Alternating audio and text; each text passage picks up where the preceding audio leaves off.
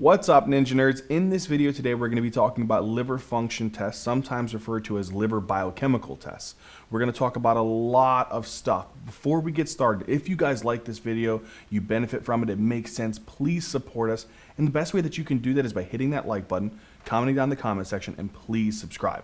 Also, if you guys want some amazing notes, some awesome illustrations to follow along with during this video, go down the description box below. We have a link to our website where you guys can get access to all of those things. Let's hop right into it and start talking about liver function tests or liver biochemical tests. So when we talk about these liver tests, we want to look at these tests in a couple different ways. There's a bunch of different components of these liver tests. The first thing we want to look at is the tests that tell us about hepatocellular injury. So you know the liver cells, most of the parenchyma of the liver is made up by these cells called hepatocytes. They make up like 80% of the liver parenchyma. We also want to know if there is any hepatocellular injury, what types of particular enzymes would be leaking out of these cells. The other thing that we'll talk about is biliary injury. So we have these different things called bile ducts, and there's particular enzymes or substrates which are found in those biliary ducts that if they're elevated in the blood, they could be indicative of biliary injury. So again, when we're talking about these liver biochemical tests and we're looking at liver enzymes, we're particularly looking at these in the sense when there is injury to what types of parts of the liver? The hepatocellular component, the hepatocytes are being damaged, or the biliary ducts are being damaged. So let's talk about the hepatocyte first, and then we'll start talking about the biliary stuff a little bit after. So hepatocellular injury, when we take and consider whenever there is some type of injury to the liver, the most common things that we'll discuss today usually is if we take a look, we actually zoom in on this liver and we look at the cells that make it up. This is our hepatocytes. The hepatocytes, if they are injured, right, so there's some type of damage to these hepatocytes.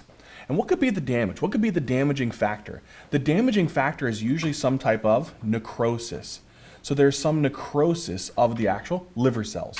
And there could be many different reasons as to why there can actually be necrosis. There could be infection, there could be sepsis, there could be a lot of different reasons. There also could be massive amounts of inflammation. And that inflammation of these hepatocytes may also cause them to become destroyed or injured. When these hepatocytes become injured in a particular way, they maybe become more permeable. And when they become more permeable, they allow for very specific types of enzymes that are found in these liver cells to leak out.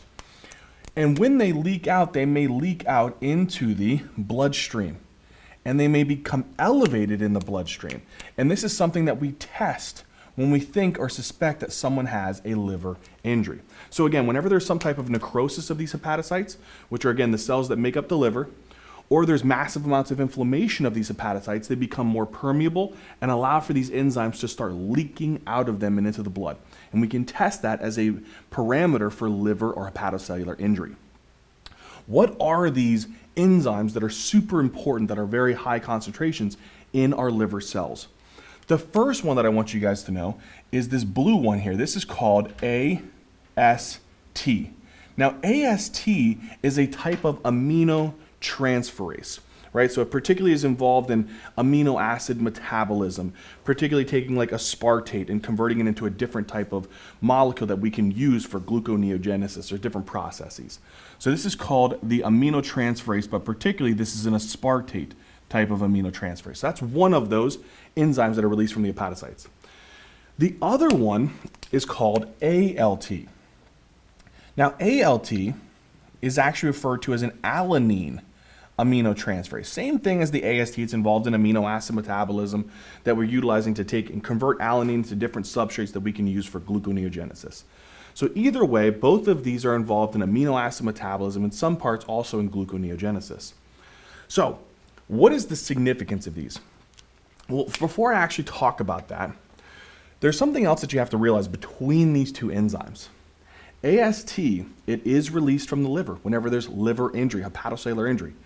But also AST is nonspecific and it can be released from other tissue cells that have been injured. What are those tissue cells? Because that becomes very important when we're measuring LFTs and our AST is super, super high and our ALT is just a little bit high.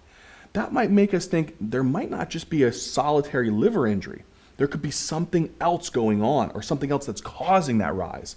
What is that thing? So you know in conditions where your red blood cells actually pop open and they undergo a process called lysis, they may spill out some of these enzymes, because these enzymes, this AST, can be found in red blood cells. What is that process called when you pop open red blood cells? Hemolysis. So if there's certain types of hemolysis or hemolytic reactions, this may also cause a small bump in the AST. Your skeletal muscles, these are also containing certain amounts of AST. And if there is any destruction of these, they may leak these out into the bloodstream. What is it called when you actually bust open particular skeletal muscle cells? What are that called? Rhabdomyolysis. So there may be a condition called rhabdo. We're just going to put rhabdo for right now, but it would be rhabdomyolysis. Another one is, there's particularly these enzymes that are also found in the myocardium of the heart. So if there's an injury to the myocardium of the heart, it also may release these AST molecules that accumulate into the actual bloodstream. What is this called when you actually damage the cardiac tissue of the heart? You guys know what that's called? A myocardial infarction. So one of the big things to remember is that if patients have these very, very high AST levels, so again, one of the big things to remember is if the AST levels are super, super, super high, you want to consider there could be a liver injury, but there could also be hemolysis, rhabdomyolysis, or myocardial infarction that's also going on. And so we have to think about that in our differential. Generally, what we say is whenever the AST over the ALT ratio, this ratio here, is greater than or equal to 5, it more likely supports the above causes, such as hemolysis, rhabdo, or MI. That's an important thing to think about. There's another particular thing that we want to think about with AST. AST not only increases in situations of liver injury, hemolysis, rhabdo, MI, there's something else that also causes an up in the AST in comparison to the ALT. When people are drinking lots of alcohol, lots and lots of alcohol, alcohol consumption, alcohol abuse, in those situations of alcohol abuse, okay, sometimes what can happen is when you look at the AST and the ALT ratio, if it's greater than 2, this may suggest some type of excessive alcohol consumption or alcohol abuse. So this may suggest lots of alcoholic types of liver disease. So these are things that I want you guys to think about here. Whenever you're having a patient who has hepatocellular injury, there's injury to their hepatocytes, they're leaking out AST and ALT. But please be remembering that AST is not only released by liver cells when they're injured, it can be released by red blood cells, skeletal muscles, and cardiac tissue. The other thing is whenever that ratio of AST over the ALT is super, super high, you're thinking about all these other organs, all the ones that we just talked about. So you're thinking about hemolysis, rhabdo, MI. But if the AST over the ALT is greater than 2, you might want to start thinking, is there a possibility that there could be alcohol intoxication or alcohol abuse or alcoholic-related liver disease? And those are things to be thinking about. Okay, go to the ALT next. The ALT is way more specific. Okay, so it's way more specific for liver injury. So that is a really important thing here. So if we have someone whose ALT is much greater than their AST, we're definitely thinking liver-related injury. So these would be things that we'll talk about a little bit later, such as patients who maybe have viral hepatitis or ischemic hepatitis, or they have some type of autoimmune hepatitis. In those cases where we'll talk more about hepatitis, okay, whether some type of hepatitis, this may be the likely cause of their elevation in ALT and AST, but particularly, more specifically, an elevation in the ALT in comparison to the AST. Okay, so we have an idea here about what we really need to understand here about liver injury, particularly hepatocellular injury. Whenever there is necrosis, inflammation of the hepatocytes, it can leak these enzymes AST, ALT. AST is particularly non-specific for liver injury. You can also have that elevated in hemolysis, rhabdo, MI. As long as that AST is super elevated above the ALT, where the ratio is greater than or equal to 5, it's likely coming from another source besides the liver. But if the AST is greater than the ALT, the ratio is greater than 2, think about testing for alcoholism or asking in their history about any alcoholic abuse that could be causing this liver disease. So these are things to be thinking about. Okay, now that we've covered these hepatocellular injuries, What is the next thing that we should think about? We should think about biliary injury and what kind of tests we can utilize for this. So let's come down and talk about this process. All right, so now let's talk about particular tests that we can look at for biliary injury. So we sometimes call these biliary injuries like cholestasis or some type of cholestatic process. And all that means is that there's a reduction in biliary flow for whatever reason. Maybe it's due to a decreased production of bile, maybe there's a blockage that's obstructing the bile flow. That's kind of the whole process. We want to know what is causing that issue. And so generally, again, what are the particular things that I told you to think about here is there's maybe a decreased production of bile, or there's maybe something that's obstructing the biliary flow. It's more common that there's usually some type of obstructive process that is basically blocking the biliary flow. So let's imagine for a second that there's a blockage, right? So there is a obstruction here that's present within the biliary ductal system. When there is that obstruction present, what happens is that you have particular molecules that are present in your biliary ducts naturally. And what are these molecules? Well, the first one here in black, this one here is called GGT, okay? Gamma glutamyl transferase. So that's this particular molecule here. The pink one over here, this is another really interesting one. And this one is actually going to be called alkaline phosphatase, which we abbreviate ALP. And then the last one that I want you guys to remember here is this one in green. And this one in green here is actually a very interesting molecule. And this one is called bilirubin. Okay, it's called bilirubin. So there's a bunch of different molecules that's present within our biliary ducts. Let's imagine for a second, there is an obstruction of the biliary flow. So normally the biliary flow will actually, your hepatocytes naturally, they actually make a component. They make all the substances that are important for bile. And that bile should naturally kind of flow downwards and out through the biliary duct and eventually into the intestines. Well, imagine there's an obstruction that's blocking the biliary flow, and now all this bile is starting to back up into the actual, into the circulation. Okay, so if some of these molecules are actually backing up into the circulation, they may just go ahead and just have this process where they flow right back into the blood circulation. And this may cause an elevation of particular enzymes that are present within the blood.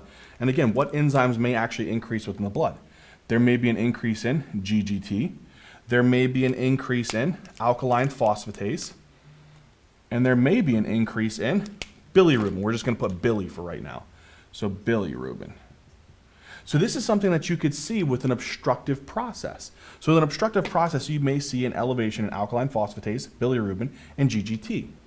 Now, another particular interesting thing here is that sometimes if there is inflammation of both the hepatocytes and the biliary ducts for some reason, so there's injury to both of these nearby, so the small ducts and then the hepatocytes nearby, sometimes if there's nearby injury, you can also leak some of these other molecules that will actually leak into the bloodstream. And what are these molecules that could potentially leak into the bloodstream? AST, right? You can have some of that leaking into the bloodstream, as well as this other molecule here called ALT.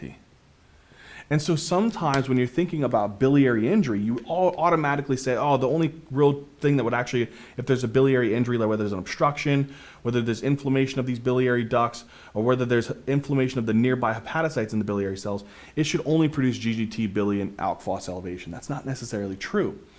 In these biliary injuries, because these biliary ducts are nearby hepatocytes, if there's inflammation of the biliary ducts, there's likely going to be inflammation of the hepatocytes. If there's inflammation of the hepatocytes, what also can leak out? AST and ALT. So also remember that, okay? So let's say that we have this process where there's an obstruction. It's obstructing the flow of biliary flow, right? So you're going to have this up in these particular enzymes. These are the ones that I really want to focus on. Let's talk a little bit about GGT. What is it that we need to know about GGT?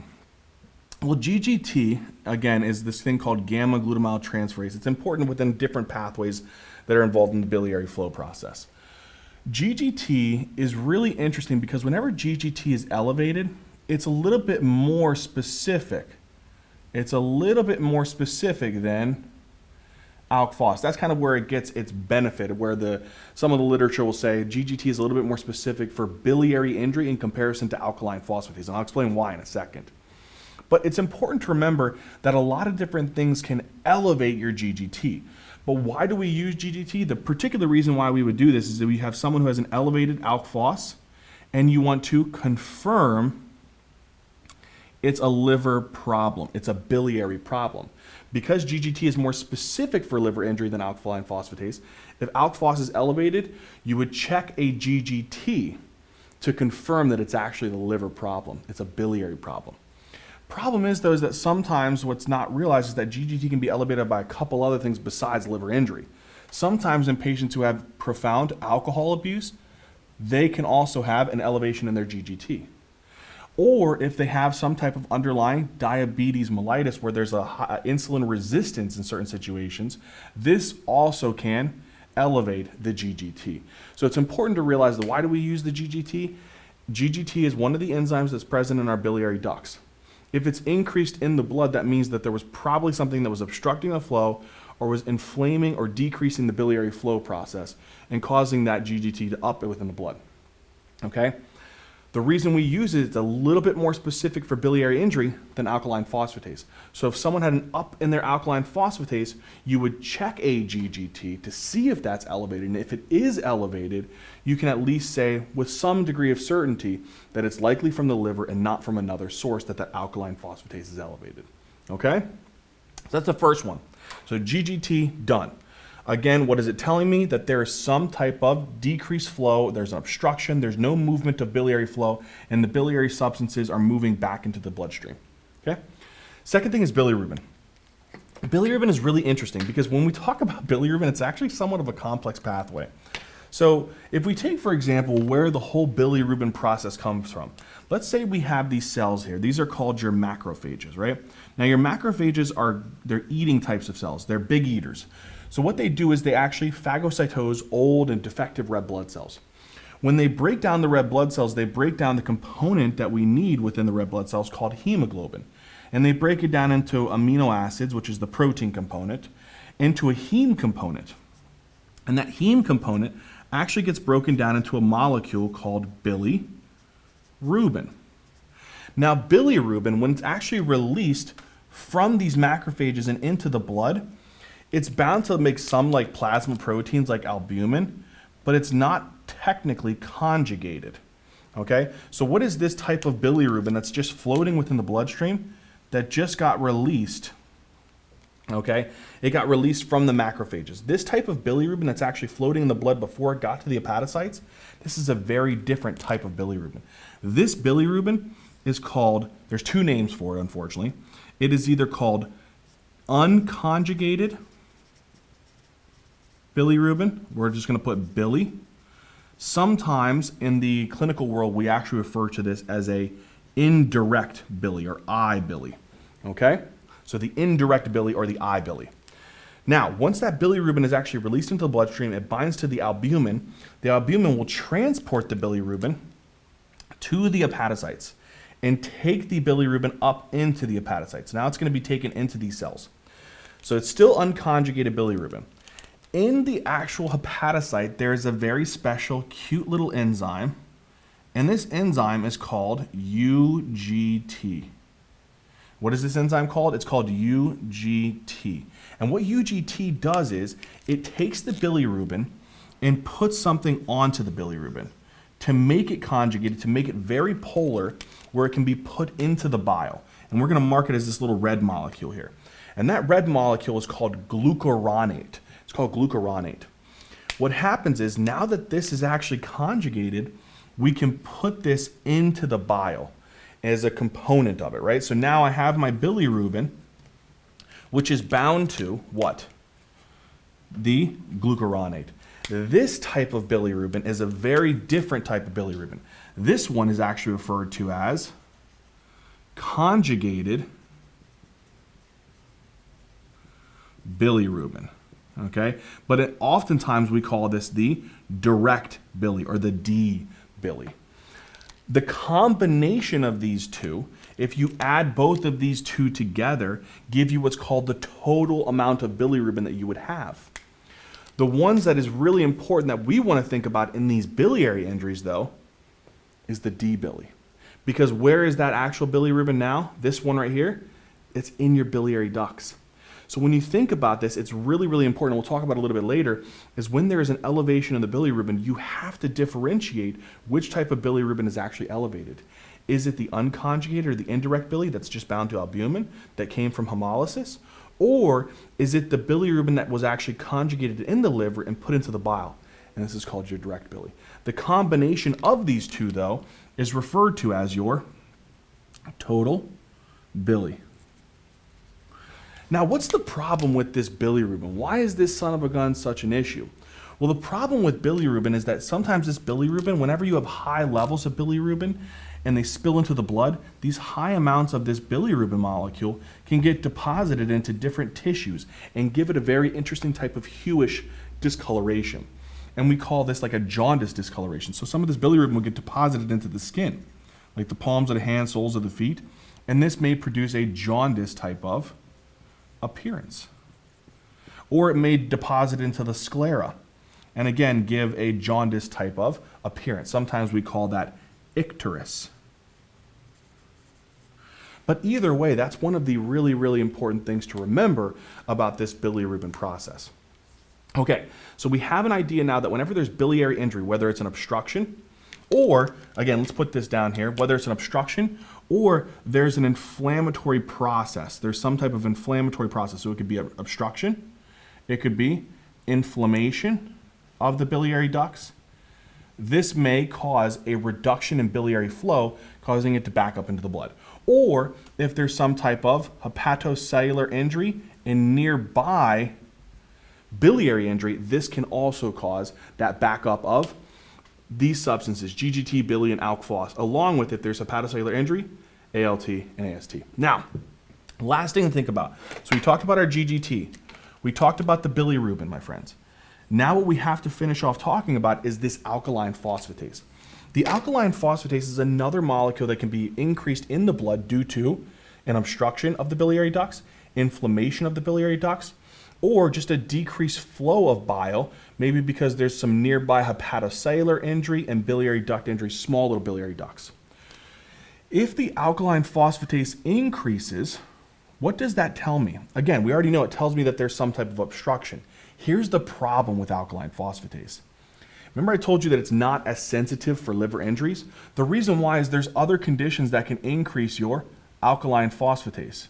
You know what these conditions are, or what organs that if they're injured or there's some type of increased process going on in them, that they can also up your alkaline phosphatase?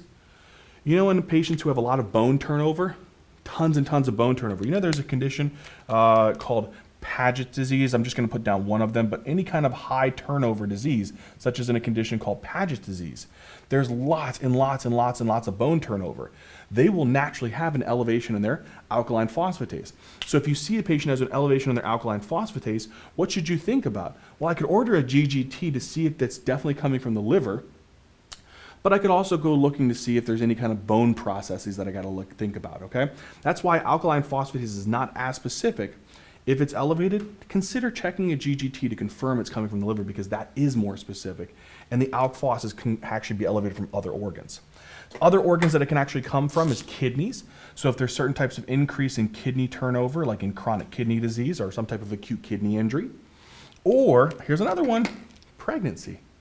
So in certain types of pregnancy, you know that one of these organs here that actually just basically is giving a lot of the blood supply and removing waste product from the baby, there's this organ here called the placenta. The placenta in pregnancy likes to increase a lot of alkaline phosphatase. So if someone's pregnant, they may also have a jump in their alkaline phosphatase. So these are things to think about. So when we think about alkaline phosphatase, just remember one of the big things for this one, not specific to liver. So what we should follow up on is checking that GGT to see if it's elevated. There is other ways that you can check. There's different types of alkaline phosphatase, and so you can fractionate them just like you fractionate bilirubin and say, is this alkaline phosphatase, the type of it, actually coming from the liver? We don't technically do that unless you're in some type of special like hepatology center. But either way, these are the big things that I need you guys to understand, that if these enzymes are elevated, AST, alkaline phosphatase, bilirubin, GGT, and ALT, they are markers of injury to what types of cells?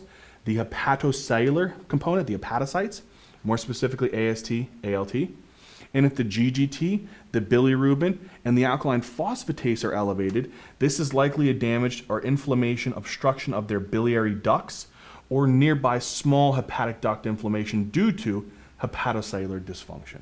Now that we've covered that, and we talked about the tests for liver injury, let's talk about the tests that tell us about the true function of the liver. All right, let's now talk about tests. When we're actually talking about liver function tests, you can actually look at some of the functions of the liver, right? So we talked about injury to the liver, AST, ALT, GGT, alk phos, bilirubin. Technically, bilirubin also is a marker of function too, because technically, again, the liver enzymes, the UGT has to be able to convert the unconjugated bilirubin into conjugated. So in a way, we could also say that the bilirubin synthesis is technically a hepatic function as well. However, let's talk about particularly 3 things that tell me a good amount about liver function. One of those is albumin. So you know the liver is a protein factory, right? It makes tons and tons and tons of proteins. One of those proteins that the liver actually synthesizes is a protein called albumin. Now, what we need to know about the liver whenever it's injured before that is what albumin does. And then once we know what it does, we can say, okay, if it's injured, obviously there's going to be a decreased production of albumin. So naturally what albumin does is, imagine here I have some albumin molecules that are inside of the bloodstream. Okay, what the albumin does is it creates something called an osmotic gradient, okay, which the whole point of that is to pull water into your blood vessel to keep the actual, we'll put blood vessel, we'll put blood vessel. It's to pull and keep the water in the actual bloodstream, in the intravascular. That's its job. Now, if there is a condition in which the liver is injured, you know, usually whenever the liver is injured, it's usually going into failure or they're having cirrhosis. So usually when we see liver failure or complete liver failure or severe liver injury, so again, what would be particular things that we would see these particular issues in is when someone has liver failure, right? Maybe they're in acute liver failure, maybe they're in acute on chronic liver failure, or they have some type of true cirrhosis. So in these situations, the liver function is declining significantly. In other words, imagine if multiple hepatocytes were damaged. If multiple hepatocytes were damaged, are they going to be able to make albumin properly? No. So if someone has multiple fibrosis of their liver, in other words, a lot of their parenchyma is replaced with fibrous tissue can't make albumin. And if a lot of their liver cells are injured or damaged in an acute liver failure or an acute on chronic liver failure, they don't have as many hepatocytes to be recruitable to make albumin. So whenever this happens, the albumin levels will drop. And albumin tells us about liver function generally over a span of about 2 weeks, because that's about its half-life. So now, if albumin levels in the blood drop precipitously, what's going to happen to your ability to keep water and pull water into the bloodstream? So your ability to pull water into the bloodstream now is going to be reduced. So all of this is going to be inhibited. You aren't able to keep the water into the bloodstream, and so instead the water starts staying in the interstitial spaces. So it accumulates in the interstitium. And when it accumulates in the interstitium, there's particular areas that it likes to accumulate in certain areas. One is it loves to accumulate in the peritoneal cavity. If it accumulates into the peritoneal cavity, this causes a condition such as ascites. It also loves to accumulate in the interstitium of the lower extremities, causing pedal edema. So these are things to think about whenever someone has severe liver failure, whether it be acute on chronic, or fulminant complete cirrhosis of their liver, where their ability to make albumin is decreased. They lose the ability to maintain this osmotic gradient and keep the water in the blood vessels. And so the amount of actual water that's in the blood vessels is less. So their intravascular water is lower, and their interstitium amount of water is much higher, which precipitates this findings of ascites and pedal edema. What do we call this condition whenever there's low albumin levels within the blood? We call this hypoalbuminemia, and this can sometimes be seen in liver failure. You know another condition that you can also see lower levels of albumin besides liver failure? Because you could have this on your differential. On the differentials, you should also be thinking about what other conditions that can lower albumin. So the differential for low albumin should be if somebody has some type of renal failure. Like, there's a condition called nephrotic syndrome. So if they have some type of nephrotic syndrome, this can also cause a drop in albumin because they're losing a lot of that albumin into the urine. Or if they have some type of malabsorptive syndrome, so they have some type of gastrosis. So in other words, there's some type of abnormality within their GI tract where they're not able to absorb a lot of that albumin. And if they can't absorb the albumin, that might be an issue. And so there's some type of gastrosis or some type of malabsorptive syndrome that's occurring. So they're either losing or not absorbing the albumin across the GI tract, peeing out the albumin, or in liver failure, they're not making albumin. So these are things to think about on your differential. Okay, in another future video, we can talk about something called a protein gap. You can use that for differentials. We're not going to talk about that here. I believe that's beyond the scope. So what I want you to know is that liver function can be measured by albumin. And if albumin levels are low, these are the things that you can see. You can check the albumin on their actual, particularly from a CMP, their comprehensive metabolic panel, and you can look at their level of albumin. And if it is low, think about these particular cases. You can also check something called a protein gap, which looks at their total protein minus their albumin. And if there's a lot of protein that's in that gap, sometimes you can think about other conditions like multiple myeloma, sepsis, autoimmune hepatitis, things of that nature. But we're not going to go that far. We'll talk about some of those things in future videos. Okay, so we got albumin as one of these things that tells us about functional liver. What is something else that can tell us about functional liver? Something else is the coagulation proteins. We call this the PT or the INR. Let's come down and talk about that now. All right, so another one is this concept of a PT INR, right? So you know what else the liver makes? It makes a lot of different types of coagulation proteins. And the ones that you actually do need to take the time to remember is it makes these proteins called factor 2, which is also known as thrombin, factor 7, factor 9, factor 10, protein C, and protein S. Don't know why I have another comma there, but these are the big coagulation proteins. Now, the big thing that you actually have to understand about these proteins is these proteins are procoagulants. All right, so they want to induce clots. Right? That's their whole job. They're not anti-clotting or anticoagulant proteins. They're particularly procoagulant proteins. So they want to induce clots. I think that's the easiest way to remember here. Here's the big thing that you can't forget though. These proteins such as factor 2, 7, 9, 10, C, and S, these not only do they induce clots, but they're they actually tell us about certain types of pathways, right? And so one of the things that they do is they tell us about the amount of time it takes for us to be able to bleed or clot. And so particularly one of those main factors is factor 7. And factor 7 is involved particularly within the extrinsic pathway. And because it's involved in the extrinsic pathway, it tends to be more particularly tested in something called your prothrombin time or your INR. So it tells us about how long it takes for the activity of the extrinsic pathway to occur and induce a clot formation. So the longer time it takes for you to induce a clot, the longer the PT or the higher the INR. The quicker you can induce a clot, that's going to occur faster. The lower the PT, the lower the INR. Here's the big thing about these proteins. These proteins, in order for them to be synthesized, they are very dependent upon a molecule that we get across our GI tract from diet and from bacteria. And this molecule is called vitamin K. So vitamin K is very important. We get this across our GI tract. What happens is this will get taken across our GI tract and it'll get taken into the liver. And once that vitamin K gets into the liver, it's necessary in order to stimulate this process. So these proteins cannot be synthesized without the presence of vitamin K. Here's what happens though, and this is why I'm mentioning this vitamin K process.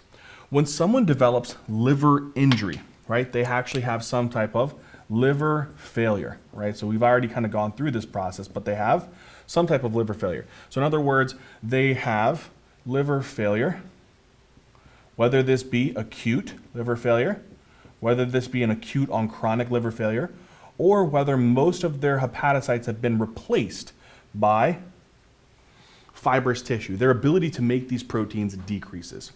So if that happens, this will result in a decreased production of factors 2, factor 7, factor 9, factor 10, C, and S. your ability to induce clots is going to decrease. If you take a long time to induce a clot, the time it takes for you to actually clot will actually be, again, measured via this thing called the PT and INR, and so that will go up. The problem with this, though, is as your PT and INR goes up, you have a higher risk of bleeding. So high risk of bleeding. And sometimes we refer to this as a coagulopathy. So this is a type of coagulopathy. So why am I telling you this? When someone has very, very acute liver failure, acute on chronic liver failure, cirrhosis, and they have this decrease in proteins, they're at high risk of bleeding, particularly GI bleeds, brain bleeds, a lot of different situations like that. And so how do we determine that the reason why their actual PT-INR is due to their liver failure and it's not due to a deficiency in vitamin K? Well, here's what's interesting. We test these patients, and so to determine if it's vitamin K, so is vitamin K the issue? How do we know? So here's what we do. We bypass the gut. So we give them IV vitamin K. If you give them IV vitamin K and it's due to the vitamin K that is the issue, this will actually stimulate the liver to increase the factors 2, factor 7, factors 9, factors 10, and C and S. Those will up. If these increase, what will that do to your actual ability to clot? It'll increase your ability to clot. What will that do to your PT&R? If you can actually increase your ability to clot, the time it takes for you to clot is going to be decreased. So that'll do what to your PT-INR? That'll drop it. That'll prove that process. However, if you do this process where you give them IV vitamin K and the liver is damaged, so in this case, you have the opposite pathway. Liver is damaged. If the liver is damaged, can you make these particular proteins? No.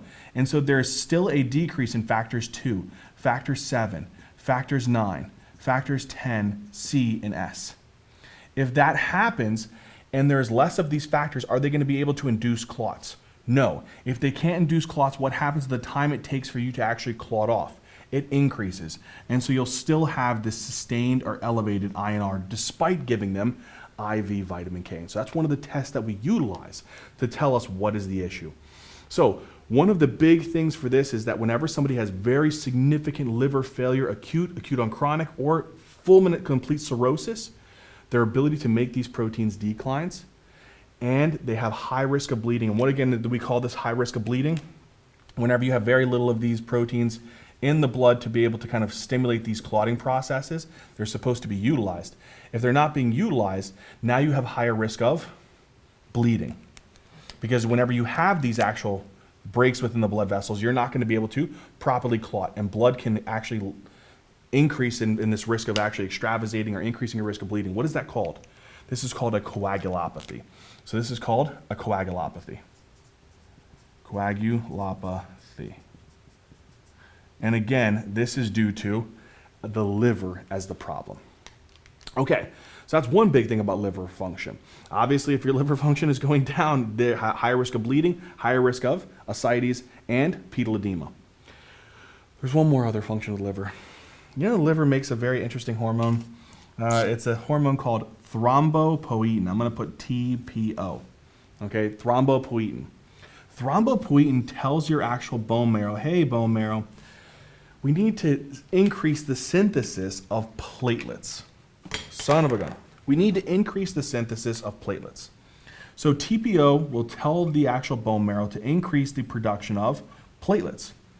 Now, if you have, as you guys have noticed the trend here, a patient with liver failure, whether this be acute, whether this be acute on chronic, or whether they have complete fibrosis of their liver, now most of the actual parenchyma is filled with fibrous tissue. Fibrous tissue can't make TPO.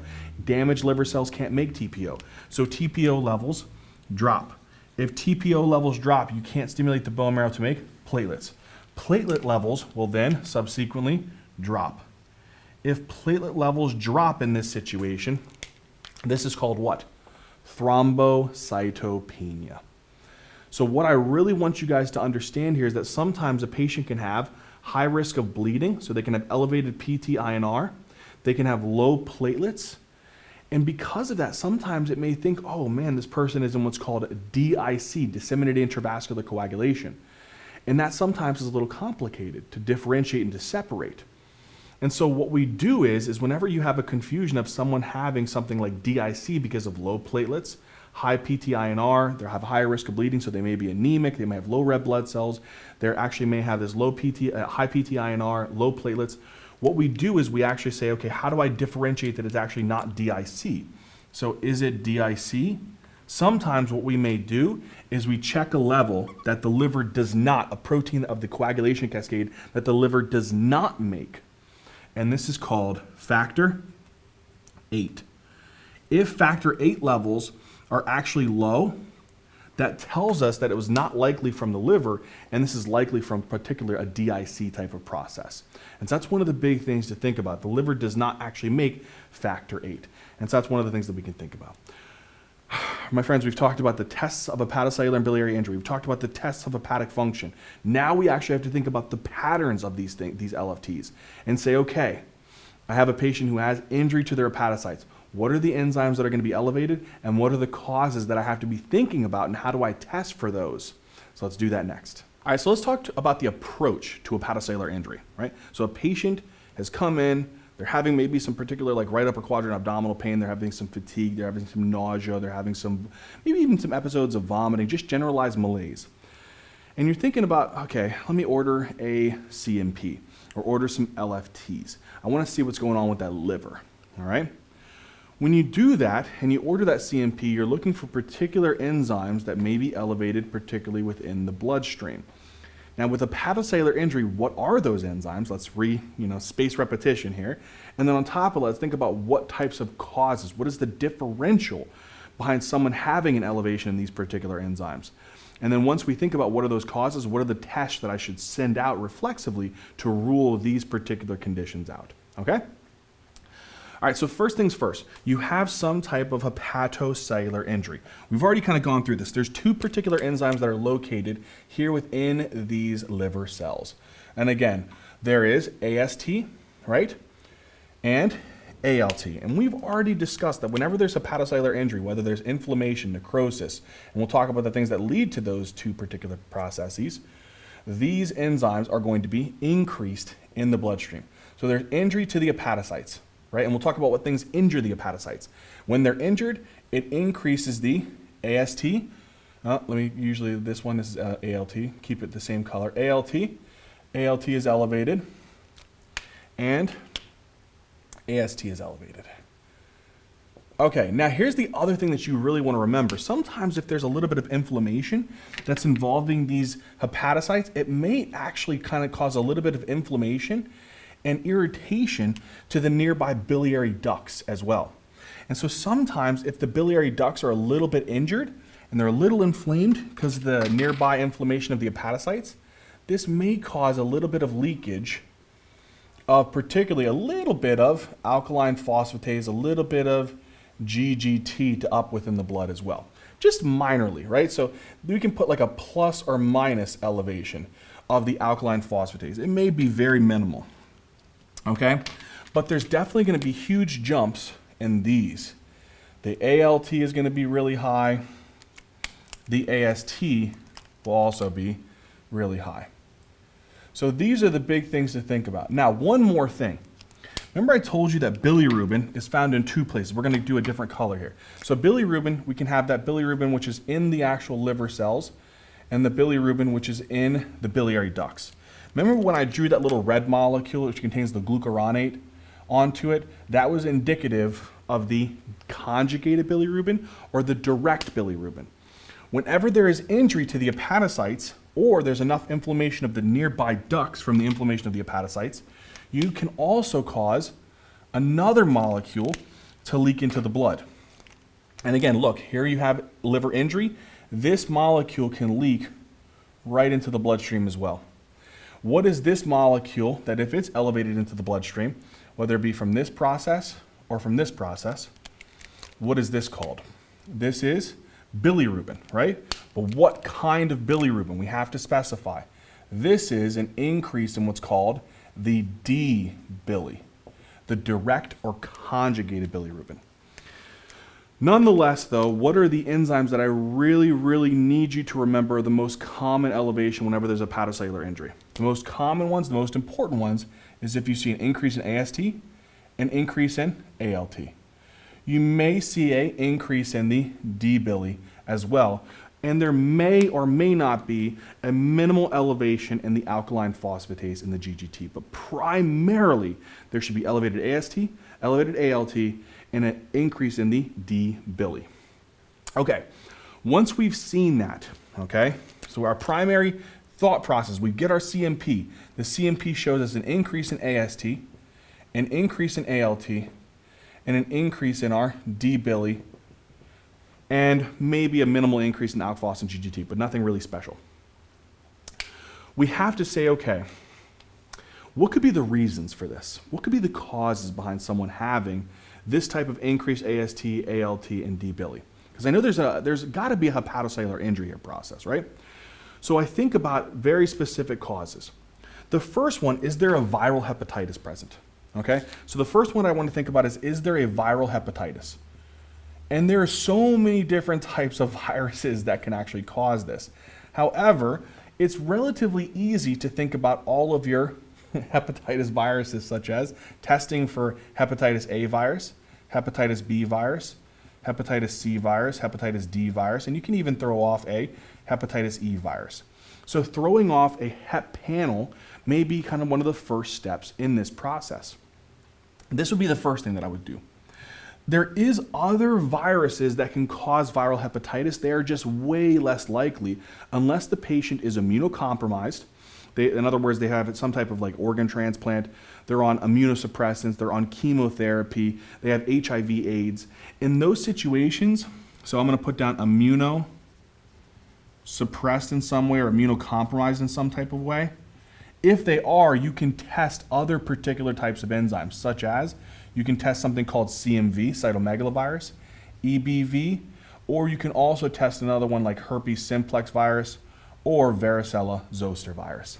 However, it's relatively unlikely to be these particular conditions. It's more likely going to be these types of viruses that will lead to this massive elevation in ALT and AST. Okay, and again, I want to really stress that it's more particularly an increase in the AST and the ALT, and again, you may get a little increase in the D-bili. Okay, viral hepatitis is one. Another particular cause that I want to be thinking about in the differential here is there an autoimmune hepatitis? So is this possibly an autoimmune hepatitis?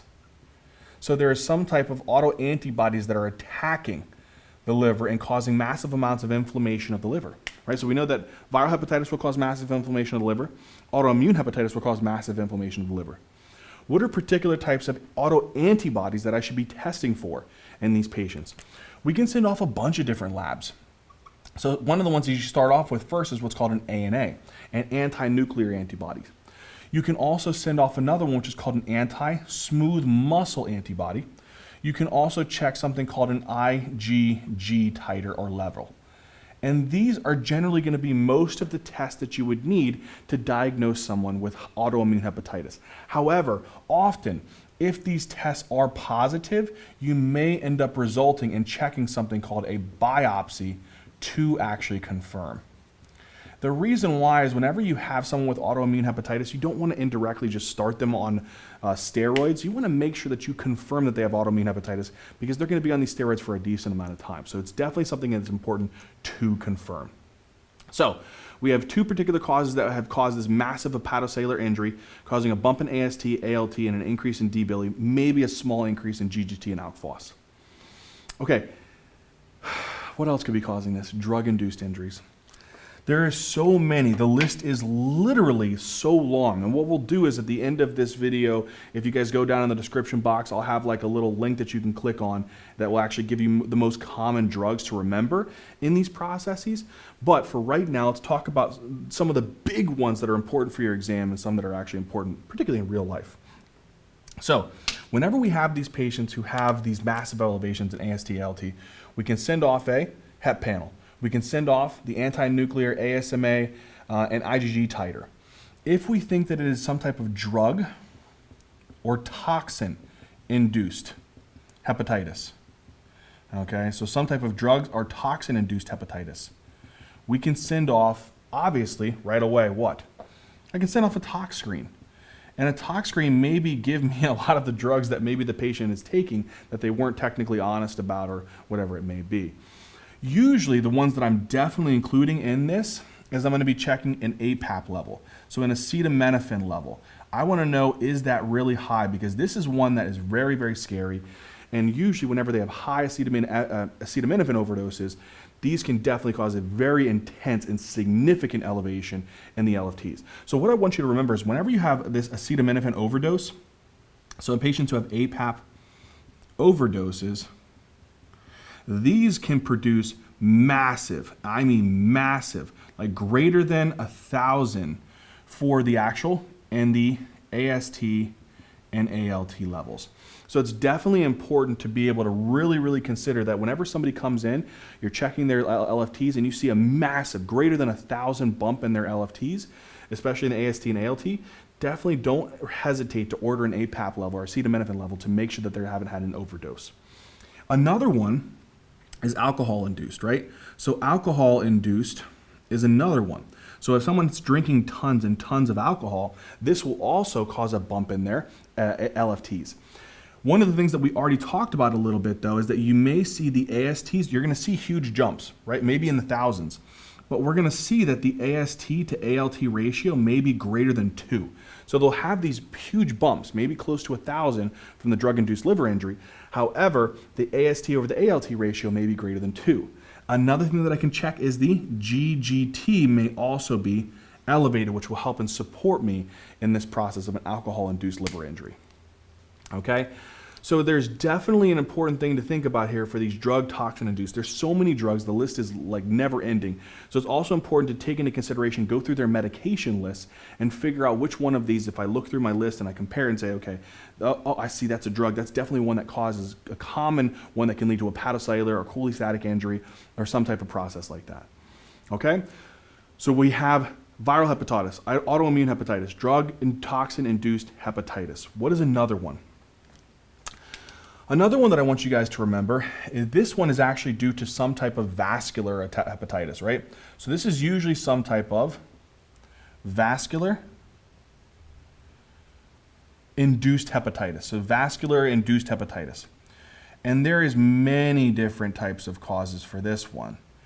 I want to talk about 3 particularly, and I have the perfect diagram here to kind of set it up for you. So there's a problem with the blood flow, the vasculature of the liver.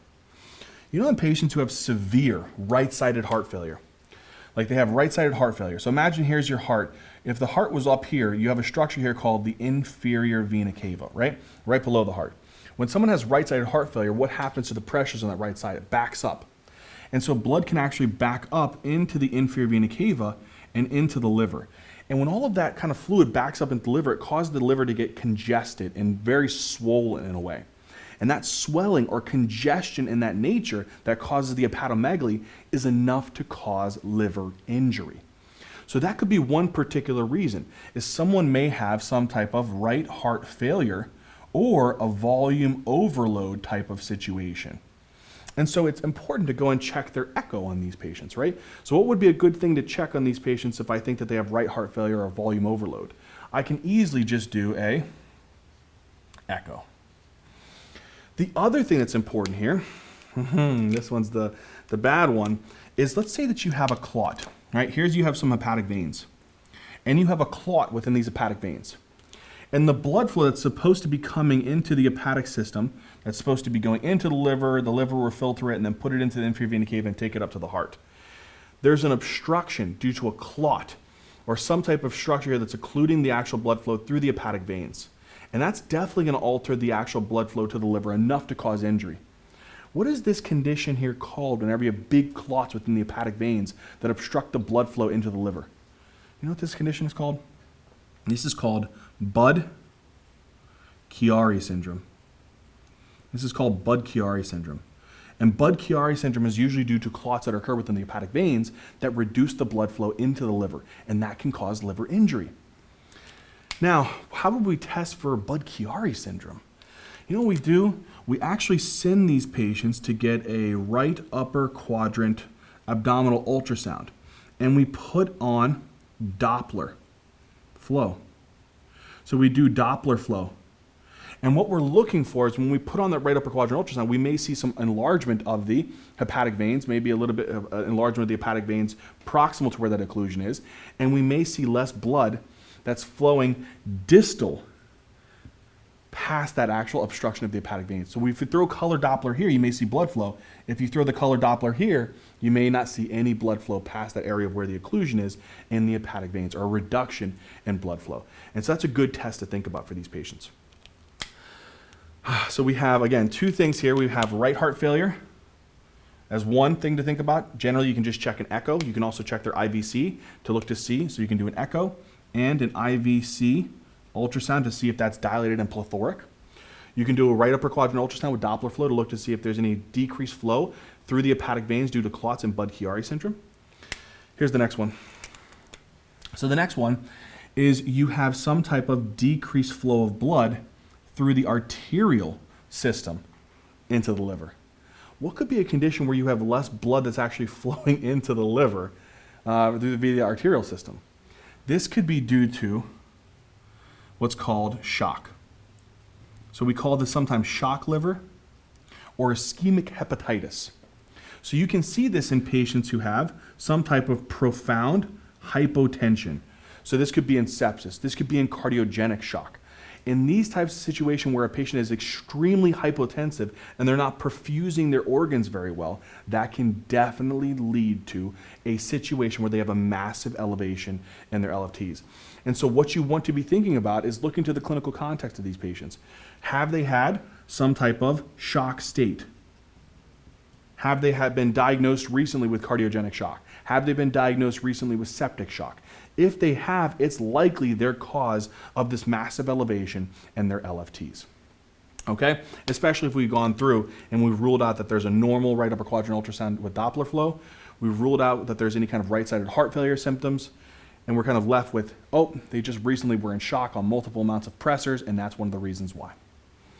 Okay, we've talked about these. Let's come down and talk about these last two here. All right, so we've gone through and we've talked about some of the most common causes. So the reason why I'm coming down here to these last two is these are actually one of the most least common causes, or the ones that you don't really want to go looking for as the cause of a massive acute elevation in someone's LFTs to greater than 1,000. So if anybody ever comes in, they have this massive elevation of AST and ALT within the 1,000 range, you want to go looking for viral, autoimmune hepatitis, drug-induced hepatitis, or some type of vascular-induced hepatitis. If it's less than 1,000, it still could be these situations, okay? And it could be these. But again, if it's greater than 1,000, it's unlikely to be these last two that I'm going to talk about here. But these still are somewhat common in certain scenarios, especially this one. So there's one other type of hepatitis that can be due to someone having, there's something called metabolic syndrome. And in metabolic syndrome, some of the classic features that they tend to be hypertensive, they tend to have hyperlipidemia. So they may have high levels of LDL and triglycerides. They may have some type of increased risk of diabetes, so they have high blood glucose levels. And their BMI is on the upper range. In these situations, this increases the risk of something called non-alcoholic fatty liver disease. Sometimes it's also referred to as non-alcoholic steatohepatitis. Okay, so sometimes you may see these kind of like interchanged. It's non-alcoholic fatty liver disease or non-alcoholic steatohepatitis. In these situations, you can actually say that whenever you're trying to think about these as a particular cause, you obviously could check a lipid panel, you could check their glucose, and you could think about their obesity like risk factors. However, particularly, you shouldn't always depend upon these things because sometimes these patients may have some of these other confounding factors in their history as well. So generally, if someone has a negative evaluation, in other words, what do I mean? I've worked them up for viral hepatitis, it's negative. I've worked them up for all these hepatotropic viruses, it's negative. I did an ANA, anti-smooth muscle, IgG titers, and a biopsy to confirm, and there was no autoimmune nature. All the drugs that they've been taking, none of them caused it. Their APAP level was normal, their alcohol level was normal, their tox screen was normal. Their echo showed no kind of evidence of right heart failure, no evidence of plethoric IVC. Their right upper quadrant ultrasound with Doppler flow is normal. They haven't had any kind of shock events. If that's the case, and I have another thing, so a negative evaluation as above, and their AST tends to be greater than their ALT, this also can help in the support of a patient who may have some type of non-alcoholic fatty liver disease. So one of the ways that I could definitely diagnose this is I could definitely go ahead and confirm. So if I have someone with a negative evaluation, as we talked about above, their AST and their ALT are greater, their AST is greater than their ALT, and I do a biopsy, that would be to confirm. And it would show lots of liver cells that are riddled and filled with a lot of fat molecules. And so this is something to think about in a patient who has a lot of these risk factors where they have a very high level of hyperlipidemia, hyperglycemia, they have obesity, a lot of the risk factors for metabolic syndrome. Negative evaluation as above, AST is still elevated, but it's much more greater than the ALT, and you confirm on biopsy that there's a lot of steatohepatitis present. This would be the diagnosis. Now, the last one that I want to talk about, which is again something that you should not go looking for in an acute liver failure, is some type of hereditary cause. Okay, so there's a lot of different diseases that are hereditary in nature, so there's some type of genetic component here that increases the risk of deposition of particular types of molecules or ions into the liver cells that can cause a lot of necrosis and a lot of free radical reactions. So one of those is hereditary conditions, is there's genes that increase the level of iron within the liver cells. You know, there's a condition where there's very, very high levels of iron, and this accumulates in the liver cells. It increases the free radical reactions and causes destruction of the liver cells. What is this condition called when there's high levels of iron? This is called hemochromatosis. So in patients who have hemochromatosis, these can cause high levels of iron.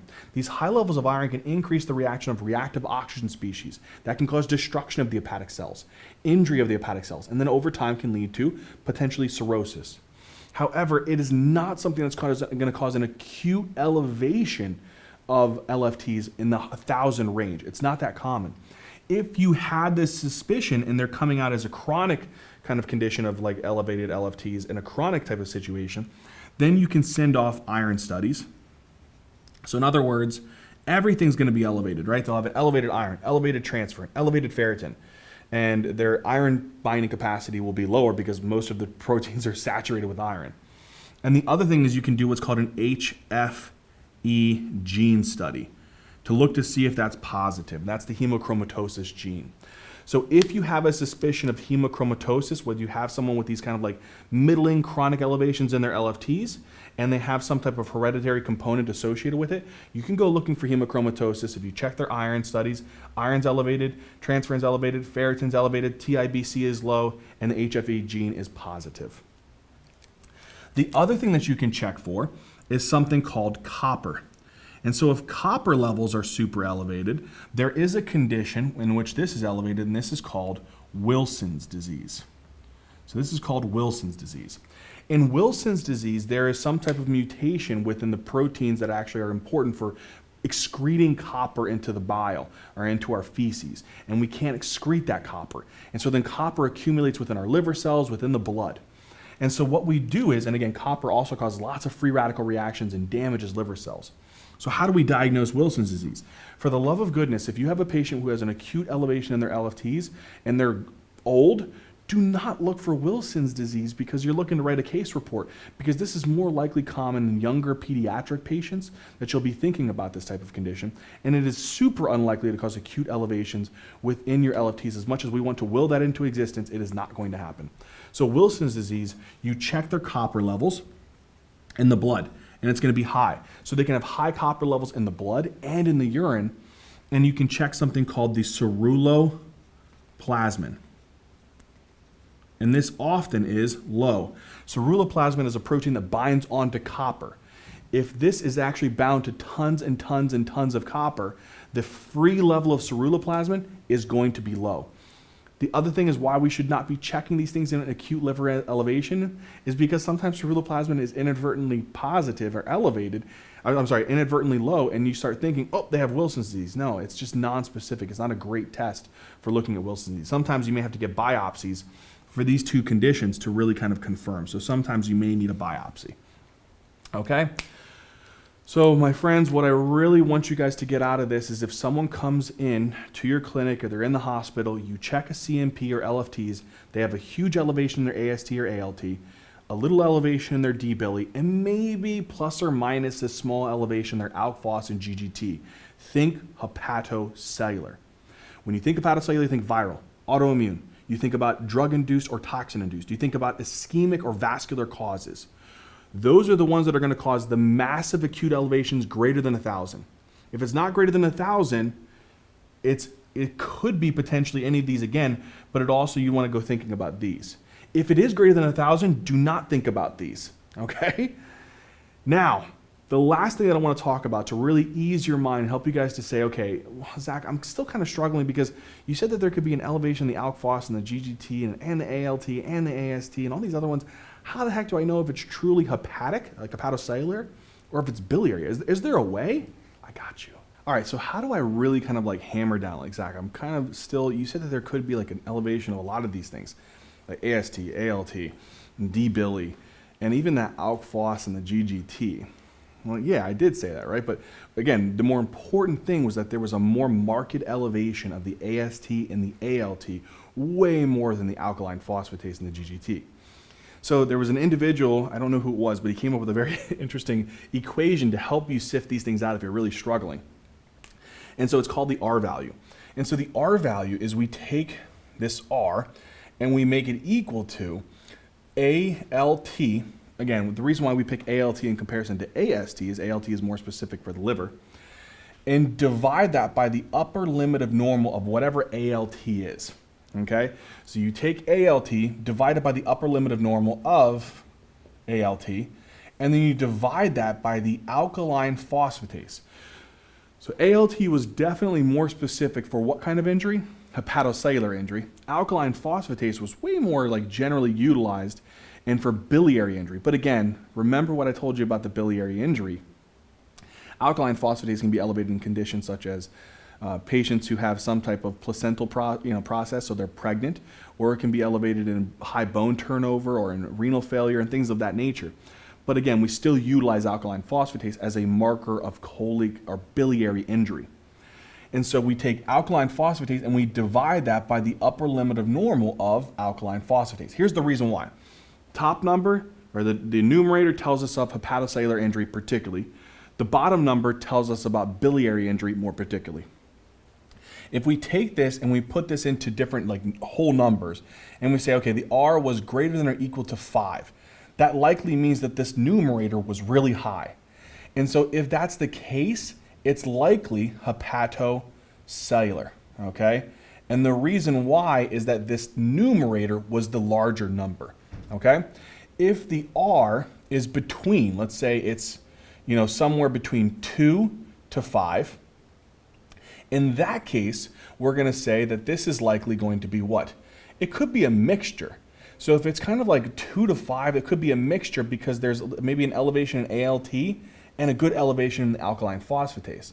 So this could be a mixed picture of both hepatocellular and colic injury. But if the R value is less than 2, it means that this bottom number is really, really high, and there is significantly large levels of alkaline phosphatase, way more specific for biliary injury. And so in that case, it's probably cholestatic. In other words, biliary injury. And so this is the ways that we can definitely look at this and say, okay, this has more of a hepatocellular picture when the ALT is markedly elevated. It could be mixed when there's a big elevation in ALT and a big elevation in alkaline phosphatase where they're kind of like evening each other out. Or it's likely cholestatic when there's a massive elevation in alkaline phosphatase and only maybe a little elevation in the ALT. So that's the basic way of kind of putting that into a formula. Okay, now that we've talked about that and we have a good idea of how we can actually quickly check these things, let's now talk about how can we approach biliary or cholestatic injury. It should be straightforward now. So in patients who have some type of biliary or cholestatic injury, there's two different ways by which this can happen. One of the more common reasons is there's something called an extrahepatic obstruction. So there's something called an extrahepatic duct obstruction. So what do I mean by this? So I have a patient who has some type of obstruction within the biliary ducts outside of the liver. So extrahepatic meaning outside of the liver, those biliary ducts that are outside of it, there's something that's obstructing them. What could be the things that are obstructing them? Let's start all the way down here. Well, you have a particular organ that's nearby the biliary ducts, and this is called your pancreas. So sometimes when patients have very large cancers of the pancreatic head, so they have some type of pancreatic carcinoma, particularly of what? Of the head of the pancreas. This is enough to be able to apply some compressive forces onto the biliary duct, trying to collapse that biliary duct, okay? Another particular reason is you have someone who has some type of malignancy, right? So you know there's like maybe a cancer that's involved, particularly the biliary duct cells. So there's some type of cancer here that it's involved in the biliary duct cells. This is sometimes referred to as a cholangiocarcinoma. So it's called a cholangiocarcinoma. So that could be one reason, and that's actually obstructing the biliary flow. Another one is there's some type of excessive amounts of fibrosis. So lots and lots of fibrosis that are occurring of these particular areas. And whenever it's actually having a lot of fibrosis, it's causing these little strictures. So you know if you have a lot of fibrosis, it's narrowing the lumen of these biliary ducts and really causing a reduced flow of bile that it can cause a stricture there. What is this called? This is called primary sclerosing cholangitis. Okay, so primary sclerosing cholangitis. Another type of condition is you could have a stone. So you know like whenever you have some type of stone, let's say here's a gallstone that's getting stuck within the bile duct. And whenever it gets stuck in the bile duct, it kind of like squishes there in that area and it obstructs the biliary flow. This is called choledocholithiasis. Choledocholithiasis. And this is usually due to some type of gallstone. And all of these situations, what's the common denominator is that you're reducing the biliary flow through these extrahepatic ducts. If that happens, go back and think about what are the particular molecules that are primarily found in the biliary ducts. That's why we stressed it so much. The pink one that's here, this is alkaline phosphatase. What was the other one we used, which was the black color? That was the GGT. That was in there. And then the other one, which we did as green, but we also kind of used it blue, but it was the bilirubin. And what type of bilirubin is this that's in the biliary ducts? Conjugated, also known as direct bilirubin. If these things can't move downwards, where are they going to flow, my friends? They're going to flow backwards and into the bloodstream. And so what will become elevated within the bloodstream? You'll have an elevation of what types of molecules in sequence here? You'll have an elevation, a marked elevation in alkaline phosphatase. You'll have a marked elevation in GGT. And you may have a marked elevation in the conjugated, or we also call this direct bilirubin. So let's be more specific. Again, we should write what kind of bilirubin is this? This is the conjugated, or if we're measuring it, this is called the direct bilirubin. So we call this the D-bili. We should be very specific. In these situations, this is definitely highlighting some type of cholestatic process. Because again, if you plugged it into the R value, your alkaline phosphatase is going to be super elevated. You may have some small increase in these hepatocellular injury with a lot of the ductal dilation and actually causing the backflow. Sometimes that can actually squish down on the ducts and cause a little bit of inflammation and small AST ALT elevations, but nothing spectacular. In these cases, if your alkaline phosphatase is super high, if it's really high, it's going to cause this overall R value to be a lot lower, less than 2, supporting more of a cholestatic process. So if I have a patient who's presenting with right upper quadrant abdominal pain, maybe they're even a little bit jaundiced because of this massive increase in the direct bilirubin, they're having maybe some nausea, they're having maybe some vomiting, all of those kinds of things, what would I go ahead and test for? I'm going to want to find the obstruction. And so the best thing to do in these situations is to send this patient for what's called a right upper quadrant ultrasound. So I'll send them for a right upper quadrant ultrasound. And what I'm looking for is if there is an obstruction here, with these obstructions that are present, it'll show ductal dilation proximal to the obstruction. And that will tell me, oh, there is my cause. I have my cause. I know that there's some type of ductal dilation, and that's causing this backflow. And there's a backflow due to a choledocholithiasis, a primary sclerosing cholangitis, a cholangiocarcinoma, or a pancreatic carcinoma of the head. In these situations, I know that there's ductal dilation, but does that tell me what the cause is? Does that actually definitely delineate, oh, I see ductal dilation, I know it's this, this, this, or this? No. We may have to further go ahead and look into other tests. So we may do something called an ERCP. And in this situation, an endoscopic retrograde cholangiopancreatography, we shoot dye up through that actual biliary system. And sometimes it may show us a little bit more of an ideal situation of what's going on, and we can therapeutically treat them. Sometimes we may do something called an MRCP. And this is utilizing an MRI to look at the entire cholangio, the biliary system, and the pancreatic system as well. Sometimes you can even do like a CT of the abdomen as well. You can also consider maybe a CT of the abdomen. But either way, these are things that I'm going to go thinking about and considering. Another thing that I could also test for with primary sclerosing cholangitis as a specific one here is primary sclerosing cholangitis can give you particular antibodies that are somewhat positive. So sometimes I can check something called an ANA, and that may be positive. I can check something called an anti-smooth muscle antibody, and that may be positive. But what I may actually go looking for is something called a P-ANCA.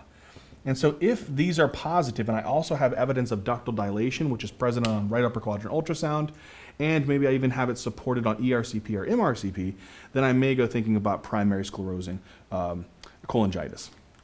Okay? So that is how I would go about diagnosing these particular issues, is get imaging, right upper quadrant ultrasound, look for ductal DIL. If you see ductal DIL, you know that there's something that's obstructing these biliary duct systems extrahepatic-wise. Go ahead and maybe perform further evaluation, such as an ERCP or an MRCP. Maybe if you want to, you can do a CT of the abdomen. And if you want to add on some tests to look for primary sclerosing cholangitis, you can add on these autoantibodies as well. Okay, now that we've done that, let's talk about the next thing, which is there's not an extrahepatic obstruction, there's intrahepatic problems or hepatocellular types of problems, and we have to investigate that. All right, so the next type of situation that we have to talk about with the biliary or cholestatic injuries is very interesting. So we talked about extrahepatic obstruction. So obviously now we're talking about ducts that are inside of the liver that are becoming more of a problem, right? So the intrahepatic ducts. So if there is some type of issue where there is intrahepatic kind of obstruction or damage or inflammation, these could be problems where there would be a reduction in biliary flow, correct? So one of these conditions that is relatively obvious to think about is you have these autoantibodies, and these autoantibodies are attacking these small little ducts that are inside of the liver, the intrahepatic ducts. And they're doing the same thing as primary sclerosing cholangitis. They're attacking these areas and causing little inflammatory strictures to occur in these small ducts. In this situation where these autoantibodies are attacking the liver, right? So particularly they're attacking these small hepatic ducts. What is this condition called where they're only attacking the intrahepatic ducts and they do not attack the extrahepatic ducts and cause these strictures? This condition is called primary biliary cholangitis. Primary biliary cholangitis. In primary biliary cholangitis, where there's autoantibodies that are attacking these small intrahepatic ducts, this condition, if you had someone who you did an ultrasound for, they had no ductal dilation, then you've actually ruled out any kind of extrahepatic obstruction. The next thing you can consider is testing for these autoantibodies. So you can do the whole ANA, you can do the whole anti-smooth muscle antibodies, but what's the true winner in this situation here? So I wouldn't even waste my time doing these. I would go ahead and send off right away what's called an anti-mitochondrial antibodies. If this is positive, you've already established and clinched the diagnosis of primary biliary cholangitis. So again, how do I go about this particular diagnosis? I have a patient who has these autoantibodies. What type of autoantibodies? Anti-mitochondrial antibodies that are attacking these small intrahepatic ducts, causing inflammation and strictures and fibrosis of these small ducts. If they're causing strictures or inflammation and narrowing these small ducts, again, what are these particular molecules that are present in here? What's this one that's going to dump into the blood? Alkaline phosphatase will be elevated. Again, what's this other molecule in black that will also be kind of blocked off and dump into the blood? GGT will be elevated. What's this other molecule in green that's also going to be in these small biliary ducts? The D-bili will also be elevated. Okay? So in these situations, it's just like what we talked about above. The only difference is, in these patients, I would go ahead and let's say that I follow that same process. I see this clinches my thought to say, order a right upper quadrant ultrasound. I do that and it's negative for ductal dilation. If it's negative for ductal dilation, my thought process is it is not an extrahepatic obstruction. If it is not an extrahepatic obstruction, it's some type of intrahepatic process. So it divides me into two thought processes. One is this is intrahepatic process. It's an intrahepatic issue. And then we call this sometimes intrahepatic cholestasis. Or the last situation, which is super rare, very rare, is something called infiltrative diseases. Infiltrative diseases. In these situations, that's my process. So I have someone who has an elevation in the ALP, the GGT, and the D-bili, just like we saw up there. Now, generally, in extrahepatic obstructions, these elevations actually tend to be a lot higher. They tend to be a lot higher, particularly in the extrahepatic obstructions. And the intrahepatic cholestasis and the infiltrative diseases, they tend to be more particularly, predominantly, elevations in just your alkaline phosphatase, most specifically. And you may have small increases, again, in your GGT. The D-bili may be a little elevated as well, just a little bit. But the big one is your alkaline phosphatase in these types of conditions. Either way, I go through the same process. I get my right upper quadrant ultrasound. If there's ductal DIL, it's extrahepatic. If there's no ductal DIL, then there's intrahepatic cholestasis or the super rare infiltrative diseases. Okay, so intrahepatic cholestasis, I already talked about one of those particular situations. So on this side of the diagram, we're talking about what types of causes here? On this side, we're talking about intrahepatic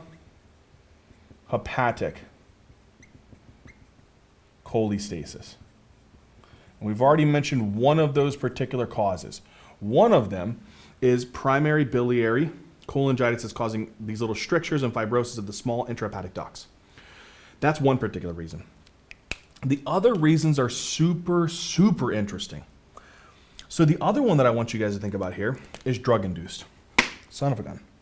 So there's certain types of drugs and toxins, and for us to go through the list of all of these drugs and toxins is insane. I'll put them down in the description box below. But what happens is, when you're making bile, you have to remember that bile process, guys. You can't forget it. So let's stick to the color that we did before. Here's our bilirubin. It's not in the hepatocyte yet. So this is called what kind of bilirubin? Unconjugated indirect bilirubin. It gets taken up into the liver. Once it's in the liver, there's a very special enzyme called UGT. And UGT does what? UGT will take that actual type of bilirubin. What type of bilirubin? The unconjugated type of bilirubin, and add on the glucuronate. When it adds on the glucuronate, this is now called conjugated or direct bilirubin. Okay? There's other molecules that are used to make bile. One of them happens to be bilirubin, but there is other molecules that make bile. Other molecules that make bile is there's things called bile salts. We'll just draw these here in black. So there's also other molecules called we'll put bile salts. And then again, this molecule here is called bilirubin. We utilize transporters to push these bile salts out into the biliary system. And we also use these transporters to push out bilirubin into the biliary system, okay? So we're gonna have bilirubin out here, and we're gonna have all of our bile salts out here. Now, in someone who has cholestasis, the whole definition of cholestasis is there is a decreased amount of flow. There's decreased amounts of bile that is moving through your biliary ducts. If there is a decreased amount of bile that's moving through your biliary ducts, there can be two reasons. One is there's small little obstructions like strictures, like in primary biliary cholangitis, or you're not making a lot of bile. If you're not making a lot of bile, that's going to mean less bile is flowing through the biliary ducts. What things can cause a decrease in bile production? One of them is particular types of drugs or toxins. And what they can do is they can inhibit this transporter from pushing the bile salts and pushing the bilirubin into the actual biliary system. If there's less of this flow, that could be one of the reasons. If there's less of this biliary flow, that also may cause a small increase in these molecules, particularly within the bloodstream. More specifically, though, we see that increase in the ALK phos because there's less flow of biliary processes. Now, what else? Another one is there's some type of infection. You know, in sepsis, in patients who have sepsis, in sepsis, for some reason, you have some type of bacterial infection, right? That bacterial infection activates your immune system cells. And your immune system cells will produce tons and tons of cytokines. It'll produce things like interleukin 1. It'll produce things like interleukin 6, tumor necrotic factor alpha, all of these cytokines. What these cytokines do is they signal particular cells, and in this case, it signals the liver cell. And it inhibits these transporters. And so this results in a reduction in biliary production and biliary molecules that are present within the bile ducts. Okay? That is another particular issue. The next thing that I want you guys to remember is besides sepsis, there can also be another reason why there is a decrease in the biliary production. And this is in patients who actually have high levels of estrogen. You know, when there's high levels of estrogen, such as when someone's taking oral contraceptives or when someone is pregnant, these also, through very interesting mechanisms, work to inhibit these transporters from putting the bile salts and bilirubin into the biliary system. If we can't put them into the biliary system, there's less bile within the biliary ducts, and that means that there's less flow of bile through the biliary ducts. Now, what's the problem with all of this? If you can't put a lot of these bile salts and bilirubin into the biliary ducts, what happens is the bili starts increasing in the bloodstream, because what happens is these bilirubin molecules, they don't just like to sit here in the cell. So sometimes when there's lots and lots of these bilirubin molecules in the cell, they start diffusing out into the actual bloodstream. And so you'll get an up in their D-bili. You'll also have some of these bile salts that'll start diffusing out of the cell as well and go and depositing into tissues. Why is that an issue? You know, when there's high amounts of bilirubin in the blood and it deposits into tissues, what do you get? Jaundice. When there's high amounts of bile salts into the blood and those deposits into the tissues, they cause pruritus. So some of the common clinical features that you really want to be thinking about in a patient who has this type of intrahepatic cholestasis, where there is either something that's obstructing the flow of the small ducts or something that's causing a decrease in the production of the flow, is drugs or toxins and pregnancy. This is called pregnancy-induced cholestasis. And some of the common features in these conditions is they have jaundice and they have itching, they have pruritus.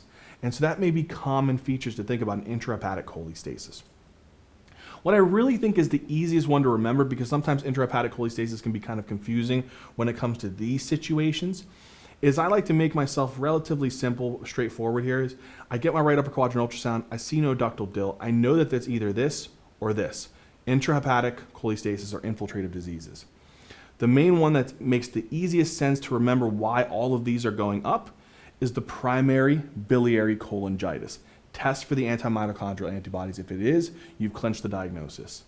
If it is not this, then it is likely some of these other issues that are resulting in a decrease in bile production, thus causing a reduction in biliary flow. Less bile is actually flowing through the biliary ducts. And through mechanisms that aren't completely understood, there may be an up in the alkaline phosphatase and up in the GGT. And then again, there's definitely going to be an up in the bilirubin in the blood because a lot of this bilirubin that's not getting put into the biliary ducts just leaks out and diffuses into the bloodstream. Okay? So that's the way I would go about explaining this process. After I've got a right upper quadrant ultrasound, no ductal DIL, I test for my anti-mitochondrial antibody, it was negative. I've gone through and I've ruled out any drugs or toxins, they're not septic, I've checked their estrogen, they're not taking any oral contraceptives, and they're not pregnant. Then I go and I say, okay, is it an infiltrative disease? Because these are the rare ones. And infiltrative diseases, there are so many different things that actually start to deposit into these biliary ducts. So these actual infiltrative diseases, they deposit into these intrahepatic ducts. And when they deposit into the intrahepatic ducts, again, they narrow the lumen of these small intrahepatic ducts and cause these elevations in alkaline phosphatase, elevations in GGT, and elevations in D-bili. But again, it seems to be more predominantly alkaline phosphatase. So if I've gone through, I've done this process, I think it could be infiltrative diseases. What do I do? There's a bunch of different conditions that can deposit into these biliary ducts. And whenever they deposit into the biliary ducts, they start depositing into these biliary ducts, they cause those enzymes to increase within the blood. Alkaline phosphatase, GGT, and D-bili. If these are all up within the blood, I see no ductal DIL, I have no cause of intrahepatic cholestasis, I think it's infiltrative. What are the particular types of diseases that can infiltrate? There could be malignancies. So some type of malignancy where some type of metastasis from a tumor, whether it be from a lung cancer, whether it be from a breast cancer, whether it be from melanoma, whether it be from the bone, any of these have metastasized and spread and infiltrated into the biliary ducts of the liver, that could be a particular cause. Okay? Another one is I have some type of granulomas. So there could be caseating granulomas or non-caseating granulomas that are depositing into these actual biliary ducts, narrowing the biliary ducts and causing this backflow. This could be in situations such as tuberculosis, sarcoidosis.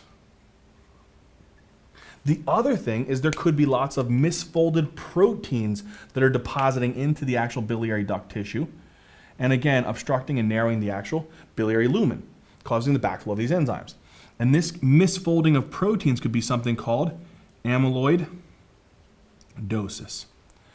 And then last but not least, this is kind of like on the rarer end, is there could be certain types of actual amoebae or certain types of infections of actual, like, this is nasty, but worms that are actually accumulating within these small biliary ducts and obstructing the flow. And in these situations, there could be something called Ascaris lumbricoides, which is a nasty type of worm, or like liver flukes. Sometimes those can accumulate in those small little ducts and actually cause, again, infiltration of the ducts, and then again, cause obstruction and narrowing of these little intrahepatic ducts, causing these elevations in, again, alkaline phosphatase, GGT, and D-bili. In these situations, you can try and test as much as you want all these different types of things, testing for TB, testing for sarcoid, testing for amyloid, all those things. One of the things I would say is it wouldn't hurt to check something called an SPEP, which tests for the certain amounts of proteins, these misfolded proteins and amyloidosis. But mostly, the most important test to consider in these infiltrative diseases is you have to biopsy them. And once you've biopsied them and it's positive for a malignant tissue, it's positive for TB, it's positive for sarcoid, it's positive for amyloid, or positive for certain types of worms, then you know, okay, I have clinched my diagnosis of an infiltrative disease. So whenever we have a patient, to completely summate and recap this cholestatic injury, which is a little bit more of a complicated one, patient comes in, they have super elevated alkaline phosphatase, more markedly elevated than their AST and their ALT. They may also have elevation in their GGT. They may also have elevation in their direct bilirubin. If that's the case, what do? Right upper quadrant ultrasound, look for an obstruction. You see ductal DIL, you think it's obstruction. Get an MRCP or an ERCP, you can consider a CT of the abdomen. If you think that there's multiple areas of strictures, you can test for primary sclerosing cholangitis by sending off their ANA, anti-smooth muscle, and their P-ANCAs that are positive. If there's no ductal dilation and you have no extrahepatic obstruction, then you're thinking it's two issues. Intrahepatic cholestasis, so there's either small ducts that are being obstructed or blocked, or your liver cells aren't making enough bile and putting it into those biliary ducts, and so that's another reason for their decreased flow. If that's the case, Assume intrahepatic cholestasis due to an obstructive cause is primary biliary cholangitis. Test for the anti-mitochondrial antibodies. If they're positive, you've diagnosed them. If it's not positive, you have these lower tough ones to be able to differentiate. If they're pregnant, think about them having higher estrogen levels that are decreasing their biliary production. This is called pregnancy-induced cholestasis. If they're septic, that might be a thing that's causing a decrease in their biliary production. And there's many different drugs and toxins that can also cause a decrease in biliary production. This is the tougher one to make sense of, though. So go with this one, and if it's not this one, think about these three. Last one is if you've gone through, you've had no ductal DIL, no primary biliary cholangitis, you've ruled out all these drugs, toxins, pregnancy-induced, or sepsis, you finish up saying, could it be the rare infiltrative diseases such as malignancy, TB, sarcoid, amyloid, or some type of infection by a worm like Ascarosis lumbricoides or liver flukes? You get a biopsy. If the biopsy comes back positive, you've diagnosed your infiltrative disease and the cause for your elevation in alk phos, GGT, and D-bili. My friends, we finished this off. Let's hit it home with the last one, which is a patient who has an elevation in their bilirubin, very high, enough to cause features of jaundice. What could be the causes behind that? All right, engineers, we're at the last part here, which is talking about how do we approach those patients who have isolated hyperbilirubinemia or they have these high bilirubin levels. And it's tough to differentiate what's the cause of this increase in their bilirubin levels. So we've talked about issues where there was primarily increase in AST and ALT, the predominant one. We talked about conditions where there was a predominant elevation in the alkaline phosphatase and the GGT, okay, predominantly. The last one we're going to talk about here, which is, again, predominant elevation in the bilirubin. What could be causes for that? So whenever bilirubin is elevated, one of the common clinical features is jaundice, right? So discoloration of the skin, particularly kind of like orangish kind of discoloration, yellowish discoloration, particularly of the skin, palms of the hands, soles of the feet, and maybe even the sclera. In those situations, you check their CMP or you check their LFTs and you see that there's a bump in their bilirubin. We have to, again, go back to what was the cause, what was the particular type of bilirubin more specifically. So go back to that whole process quickly for a spaced repetition, right?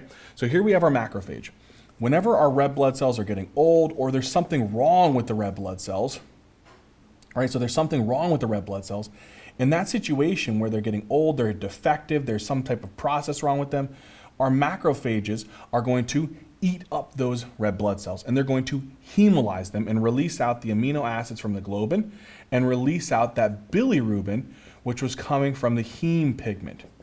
Now this bilirubin that's released and goes into the bloodstream, this is what type of bilirubin. You have to remember this. What type of bilirubin is this one that's in the bloodstream and it is bound to albumin? This is what kind of bilirubin? This is called the unconjugated bilirubin. So this is called unconjugated, also known as indirect bilirubin. We call this the I-bili, right? When this bilirubin binds to albumin, it circulates through the bloodstream and then obviously can go to the liver and it gets metabolized by the liver, and we'll talk about what happens there in a second. Now, if we actually were to have this bilirubin go into the liver, it would go through that particular conjugation process. So let's actually talk about what that would look like. So now we have this bilirubin, okay? It's going to the hepatocytes, it spreads through the blood, gets to the hepatocytes, and the bilirubin binds onto these particular transporters. When it binds onto these particular transporters, these transporters bring the bilirubin into the cells, okay? So it brings the bilirubin into the cells of your body. Then the bilirubin will go through its conjugation process, right? So this is, again, indirect bilirubin or unconjugated bilirubin. It'll react with a very special enzyme here. What is this enzyme here called again, guys? The UGT. What does it do to the bilirubin that's unconjugated? It conjugates it by adding on something called glucuronate. So now we have our conjugated bilirubin. What kind of bilirubin is this? For the love of goodness, do not forget that this type of bilirubin, this one here is called unconjugated. This one here is called conjugated bilirubin. Again, what else do we call this sometimes? We call it conjugated bilirubin or direct bilirubin. We're going to put D-bili. Then this bilirubin that's conjugated gets pushed into your biliary ducts, where it'll then go in and get incorporated into the biliary, into your bile, which will be excreted into the GI tract, right? So that's the generalized process of bilirubin. Here's what I want you guys to think about. if a patient has an increase in their total bilirubin, so you check their LFTs, right? And when you check their LFTs, you see an increase in their total bilirubin. So you see an increase in their total bilirubin. You want to know, is that increase in their total bilirubin due to an increase in their indirect bili? Or is it due to an increase in their D-bili? Or is it a little bit of both? So that's the kind of goal to figure out. So whenever you check someone's total bilirubin level, you want to determine, is it actually the indirect bilirubin that's the problem, or is it the direct bilirubin that's the problem? In your LFT panel, typically you get this one and you get this one.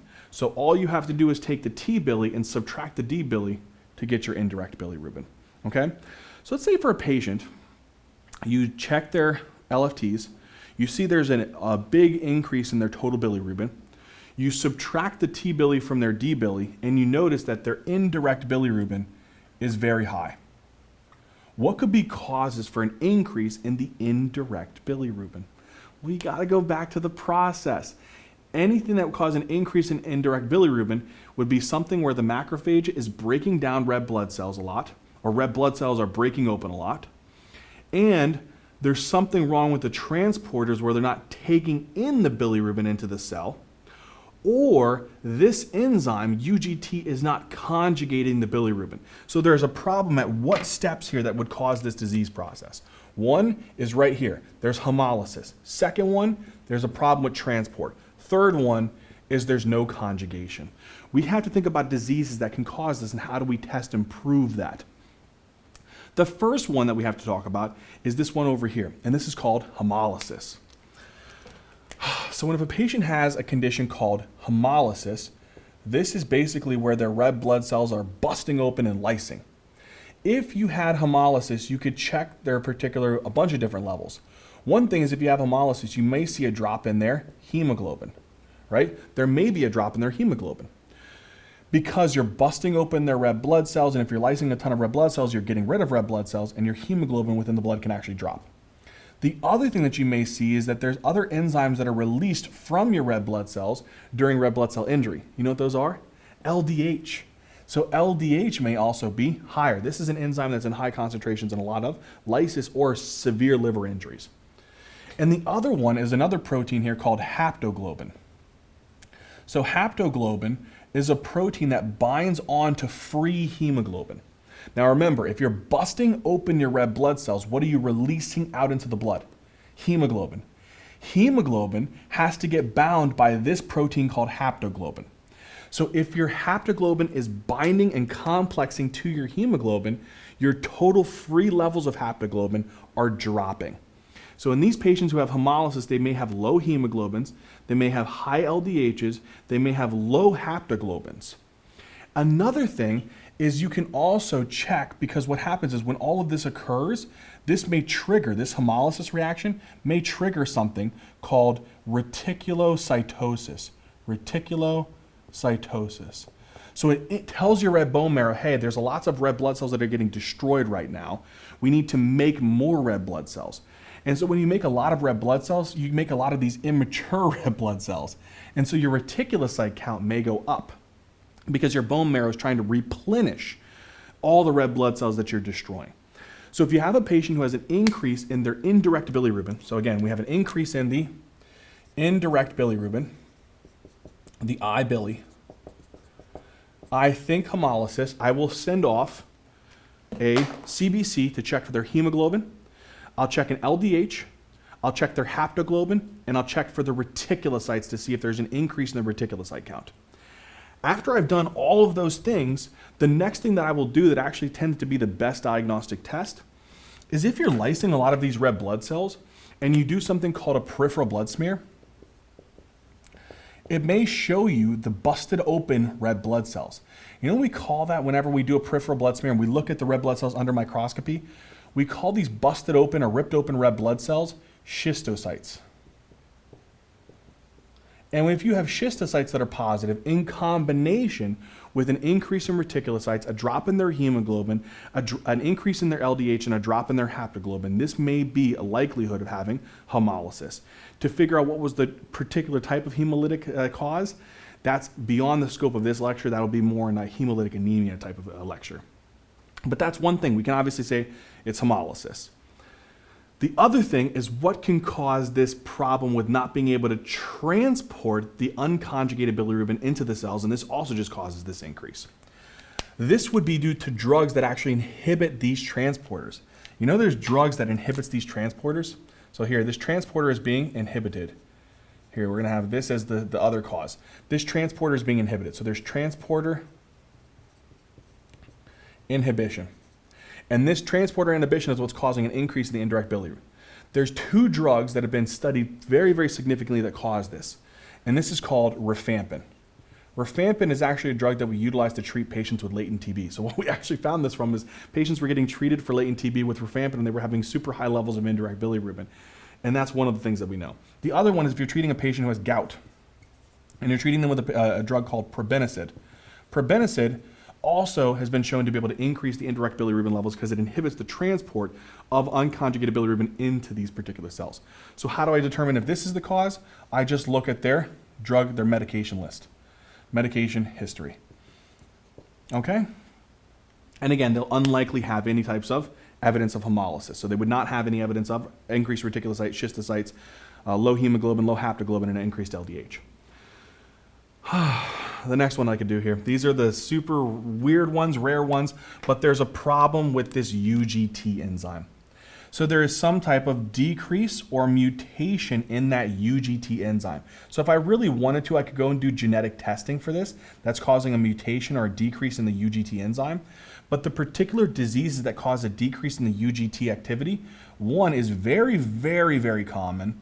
And oftentimes in a patient who I've actually proved that they do not have hemolysis, they aren't having any medication history like this, it's oftentimes this particular disease. It's called Gilbert's. So Gilbert's is a type of condition that whenever there's lots of stress or anxiety or certain types of like decrease in sleep or anything like increase in alcohol drinking, it can actually decrease the function of this UGT enzyme, and so they develop an increase in their indirect bilirubin. The other super rare one, which you want to go thinking about in a child, is something called Crigler-Najjar syndrome. So it's called Crigler-Najjar syndrome.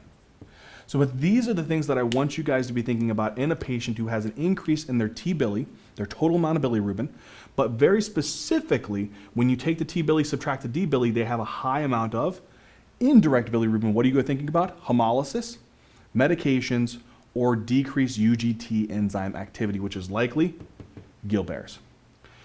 Okay, now that we've talked about that, let's talk about the intrahepatic jaundice. All right, so let's talk about the next type of cause behind someone having an increase in their bilirubin, right, causing their jaundice.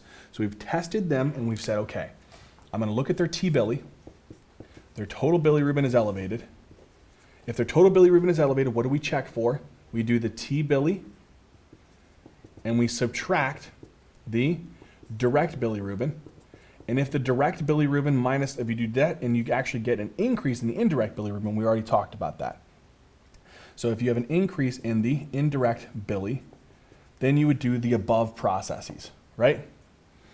If you don't have an increase in indirect bilirubin and you look at them and they have a very high T-bili and a very, very high D-bili, then you start doing the according things down here. Okay, so that is kind of the key differentiation here, is that when we check someone's total bilirubin, we check their T-bili, it's elevated. If their D-bili is also super elevated, and we actually have an increase in T-bili and a super increase in their D-bili, it's likely that the cause of their increased total bilirubin is this is the one that's increasing. If we take the T-bili and it's really, really high, son of a gun, we take the T-bili and it's really high, and we subtract the D-bili, but the D-bili isn't the one that's really, really high, it's the one that's the indirect bilirubin that's really high. That's the one that's contributing to this increase in T-bili. If it's the indirect bili, it's hemolysis, drugs, or Gilbert's. Rarely Crigler-Najjar. If it's the T-bili that's increased and the D-bili that's increased, it's likely an intrahepatic or post-hepatic jaundice. Okay, how do we go about these? In intrahepatic jaundice, the most common causes is usually two particular issues here. One is there's a transporter malfunction, or there's something that's damaging the hepatocytes, causing them to spill a lot of these bilirubin molecules into the blood. What could be the transporter malfunction? These are super rare, but go back to the whole dang process of the bilirubin. We got the bilirubin here. This is the unconjugated, the indirect, gets taken into the cell. When it gets taken into the cell, it gets acted on by the UGT. So then we have the conjugated bilirubin that's now been acted on by the UGT. We need transporters that are utilized to push this conjugated or direct bilirubin into the biliary system. Okay? If these transporters are malfunctioning due to mutations within them where they aren't able to perform this function, they can't actually do this. So now imagine for some reason these transporters are malfunctioning. It isn't able to excrete this actual bilirubin conjugated into the biliary system. So now all of this conjugated bilirubin is just accumulating inside of the cell. Eventually what will happen is it'll start leaking into the bloodstream. And when it starts leaking into the bloodstream, we get an increase in the D-bili within the blood because we can't actually excrete it into the bile. That would be one particular cause. What are the names of the conditions where there is mutations within these transporters? One is called Rotor syndrome, and the other one is called Dubin-Johnson syndrome. Okay, super rare causes, unlikely going to be those that you think about. But if it's a transporter malfunction, usually the big thing to think about is this is primarily just going to be an increase in the D-bili. There will not be any issues with the AST or with the ALT. Okay, that's a big difference here. So if you have a patient who has a primarily increase in their D-bili and there's no increase in their AST, no increase in their ALT or their alk-phos or anything like that, also again, no real increase in their alk-phos either, then it's likely going to be something like Rotor syndrome or Dubin-Johnson syndrome. Now, the other cause for someone having an increase in their D-bili is there's hepatocellular injury. So in a hepatocellular injury, it's the same kind of process here, guys. Listen, I get the unconjugated bilirubin or the indirect bilirubin, I bring it into the cell, I conjugate it by the UGT enzyme. When I conjugate all of these bilirubin molecules, so here's all my bilirubin molecules that I just conjugated by this UGT. Okay, so he's already done his job. He's done it well. And we have tons of these conjugated bilirubin molecules in our cell, and it's ready to be excreted. There's no problem with the transporter. But then all of a sudden, I infect this cell with a virus. I damage it with autoantibodies. I decrease the blood flow, or I cause it to become congested. I give tons of drugs that damage these cells. And when I damage these cells, guess what starts leaking out into the bloodstream? This is going to be an increase in what type of molecule? My conjugated bilirubin, or my D-bili. What kind of things can damage these hepatocytes? Any of the hepatocellular injury causes. So someone with a viral hepatitis, like hepatitis A, B, C, D, E, CMV, EBV, HSV, VZV, right? Autoimmune. So this would be those conditions where there would be an increase in the ANA, the anti-smooth muscle antibodies, the IgG titers, but you need a biopsy to confirm. Drugs such as toxins, such as what kind of things? Alcohol, acetaminophen level. So you can check a tox screen, check an acetaminophen level, check the alcohol level. Or some type of vascular issue. They have congestive type of hepatomegaly, so due to right side heart failure, echo positive for right heart failure, and IVC is plethoric. They have Budd-Chiari syndrome due to clots within the hepatic vein. Ultrasound of the right upper quadrant with the Doppler flow will show decreased flow through the hepatic veins. Or they had a recent episode of sepsis where they're profoundly hypotensive. If they have a negative evaluation, they have increase in their hyperlipidemia, hypertriglyceridemia, increased glucose, increased BMI, and their AST is slightly more elevated than their ALT, this is more suggestive of non-alcoholic fatty liver disease, which I can prove with biopsy. Or if there's an increase in their amount of iron deposition, copper deposition, these also could be particular causes. And again, I would have to go through, do iron studies and do copper studies to diagnose hemochromatosis or Wilson's disease. And there's another rare one called alpha-1 antitrypsin. I didn't mention that one as well. But in certain patients who have alpha-1 antitrypsin deficiency, they may have lung involvement, such as COPD, early onset, as well as liver failure. But either way, I would go through diagnosing these patients who have intrahepatic jaundice where they have an increase in their D-bili by looking at the D-bili and again, checking off all of these other things. Is there a massive increase in their AST and their ALT? If there's a massive increase in their AST and their ALT with an increase in their D-bili, what would I be more likely to suspect, my friends? I would be more likely to suspect this as the cause. And then what do I go do? I will go and I will send off all the same labs that I will send off for a hepatocellular injury. Hepatitis panel, antibody panel, drug tox screen, ultrasound, echo, and then send off maybe some of these also titers for hemochromatosis and copper studies. Boom, we did it. The last thing is post-hepatic jaundice. So in post-hepatic jaundice, we've already discussed here. In post-hepatic jaundice, what is the particular issue here? In this one, there is an elevation in the T-bili, but the reason the T-bili is elevated is because there is an increase in the D-bili. It has nothing to do with the indirect bili anymore. The only reason that there would be an increase in indirect bili is hemolysis, drugs, and Gilbert's, rarely Crigler-Najjar. In this case, it's an increase in the D-bili. The reason that there would be an increase in the direct bilirubin is there is something that is causing an obstruction.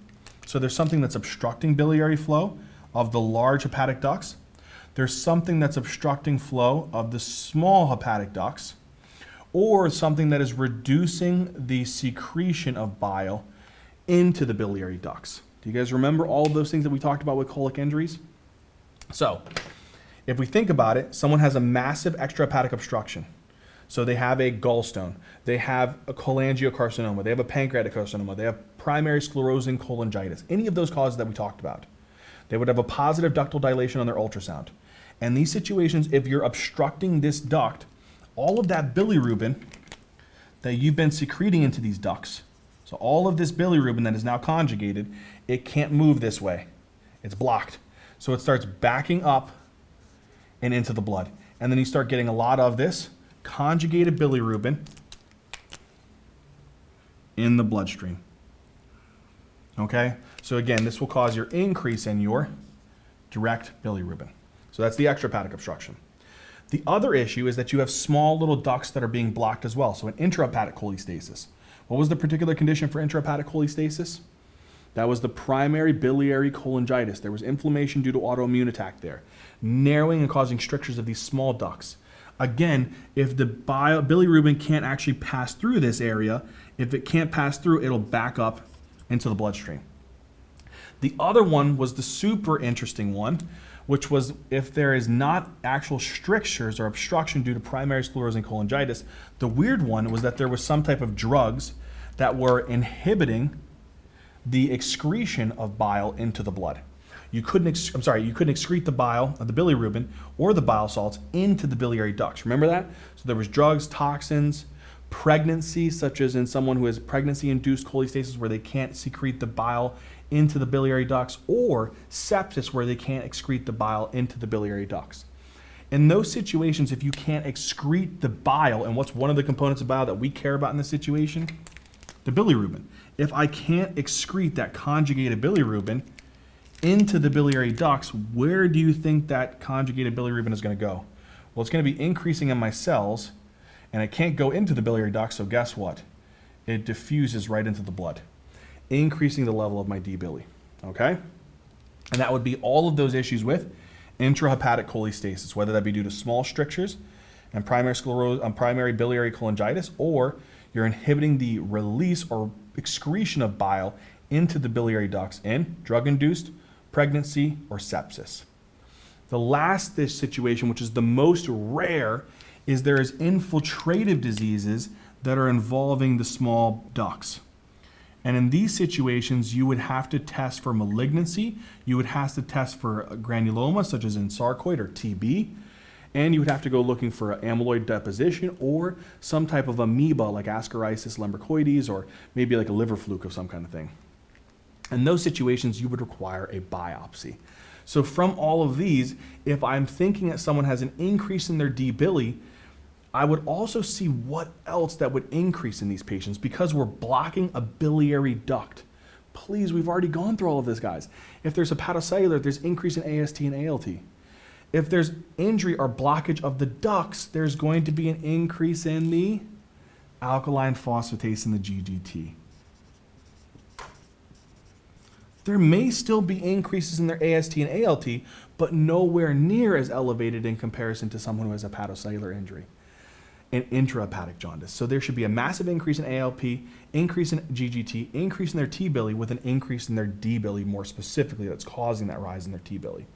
And if I'm trying to figure out what is the causes for these, I will get right upper quadrant ultrasound, right? And this will be positive for dilation here. I can then follow up with an MRCP or an ERCP. In this situation, the right upper quadrant ultrasound will be negative for ductal dilation. I can still do an MRCP and an ERCP, okay? But usually for these, it's ordering something like an anti-mitochondrial antibody to rule out primary sclerosing cholangitis, primary biliary cholangitis, okay? And then also looking through their history. Are they pregnant? Have they had sepsis? Or is there any drugs or toxins that can cause this? And then for infiltrative diseases, usually the right upper quadrant ultrasound will be negative for ductal dilation. I'll have negative MRCP, negative ERCP. So negative MRCP or ERCP. Their anti-mitochondrial antibodies will be negative, and I will depend upon my biopsy to confirm this particular condition. Ninja Nerds, in this video, we cover so much information about the liver function test or the liver biochemical test. I hope it made sense. I really hope that you guys learned a lot and enjoyed this. Ninja Nerds, as always, until next time.